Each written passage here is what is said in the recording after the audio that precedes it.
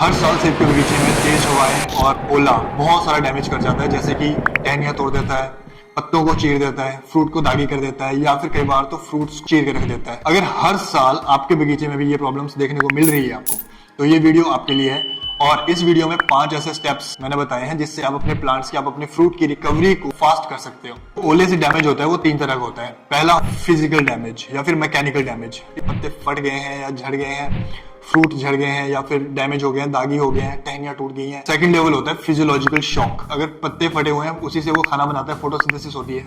अगर पत्ते ही नहीं काम कर रहे तो उसमें स्टोमेटास भी उसके काम नहीं करेंगे अच्छे से, ट्रांसपिरेशन अच्छे से नहीं होता, जो पानी इवेपोरेट होता है पत्तों के थ्रू उसको ट्रांसपिरेशन बोलते हैं। प्लांट भी एक तरह के शॉक में जाने लगता है। थर्ड लेवल है आपका इन्फेक्शन एंट्री, जिसको पैथोजन एंट्री बोलते हैं। जो भी आपके फ्रूट पे डैमेज हुआ है, जख्म हुआ है या फिर कहीं से टहनी टूटी हुई है, पत्ते टूटे हुए हैं, वो हर एक जगह एक एंट्री पॉइंट की तरह काम करता है फॉर बैक्टीरियाज, फंगस, जितने भी पैथोजन है जो भी बीमारियां कॉज करते हैं। For example botrytis सिनेरिया post harvest में फ्रूट्स के सड़ने के पीछे कारण होता है। सेकंड आपका हो गया अल्टरनेरिया मार्फिना, ये आपको पता ही है।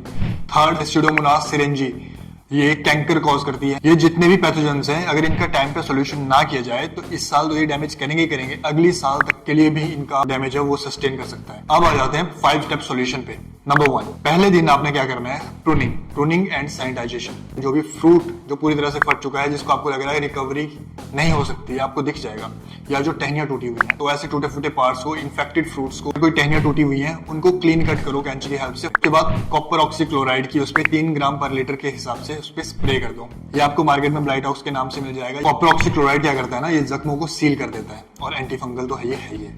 अब step number 2, anti fungal spray और एंटी बैक्टीरियल स्प्रे। जख्मों को इन्फेक्शन से बचाने के लिए ये स्प्रे बहुत जरूरी है। इसमें आपने कॉम्बिनेशन ऑफ फंजीसाइड्स यूज करना है, जैसे कैप्टान 50% वेटेबल पाउडर की फॉर्म में अगर है तो 3 ग्राम पर लीटर के हिसाब से ये, या मैनकोजेब 75% वेटेबल पाउडर की फॉर्म में, जिसको M45 नाम से आप जानते हो, 3 ग्राम पर लीटर के हिसाब से ये, प्लस कोई भी एंटीबायोटिक, स्ट्रेप्टोसाइक्लिन मिल जाती है, कसूगामाइसिन मिल जाती है। ये स्प्रे आपको 48 आवर्स के अंदर अंदर करनी बहुत जरूरी है। स्टेप नंबर 3, स्ट्रेस से रिकवरी करना और प्लांट की इम्यूनिटी को बढ़ाना। इसके लिए रेकमेंड किया जाता है सीवीड एक्सट्रैक्ट और अमीनो एसिड्स और ह्यूमिक एसिड।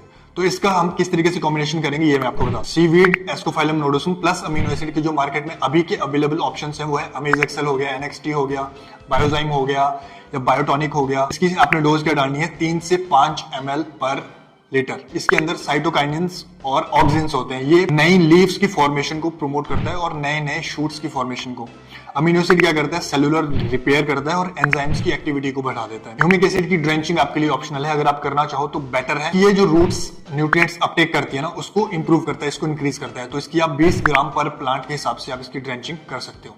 अब स्टेप नंबर 4, अब टिश्यूज को रीजनरेट करना है। इसके लिए हमें माइक्रोन्यूट्रिएंट्स देने पड़ते हैं, क्योंकि नए पत्ते और शूट्स की डेवलपमेंट माइक्रोन्यूट्रिएंट्स के ऊपर डिपेंड होती है। तो इसमें आप क्या स्प्रे करोगे, बोरोन 1 ग्राम पर लीटर, प्लस जिंक 2 ग्राम पर लीटर, प्लस कैल्शियम 2 ग्राम पर लीटर। बोरोन का काम क्या होता है, सेल वॉल की फॉर्मेशन करता है और शुगर या फिर स्टार्च की ट्रांसपोर्टेशन में हेल्प करता है। सेकंड, जिंक का क्या काम होता है, ये एंजाइम्स के साथ कोफैक्टर की तरह काम करता है ग्रोथ प्रोसेस को इंक्रीज करने के लिए। और कैल्शियम मेम्ब्रेन्स को स्ट्रॉन्ग बनाता है और डिजीज रेसिस्टेंट बनाता है। ये कॉम्बिनेशन फ्रूट्स की shining, fruit growth, fruit size, नए पत्ते और नए शूट्स सबके लिए रामबाण की तरह काम करता है। स्टेप नंबर 5 में हमने एंटी स्ट्रेस और हार्मोनल जो बैलेंस होता है उसको मेंटेन करना है। जैसे इंसानों में स्ट्रेस हार्मोन्स कॉर्टिसोल होता है ना, वैसे ही प्लांट्स के अंदर स्ट्रेस हार्मोन्स एब्सिसिक एसिड होता है। उसको काउंटर करना बहुत ज्यादा इंपॉर्टेंट है। उसके लिए हम क्या कर सकते हैं, सैलिसिलिक एसिड की स्प्रे 0.5 ग्राम या 0.5 ml पर लीटर के हिसाब से स्प्रे कर सकते हैं, या फिर कोई भी एंटी स्ट्रेस फॉर्मुलेशन आपके मार्केट में आपके आसपास अवेलेबल हो, फॉर एग्जाम्पल स्ट्रेस गार्ड या बायोशील्ड। सैलिसिलिक एसिड काम कैसे करता है, ये सेल्स के अंदर हो रहे ऑक्सीडेटिव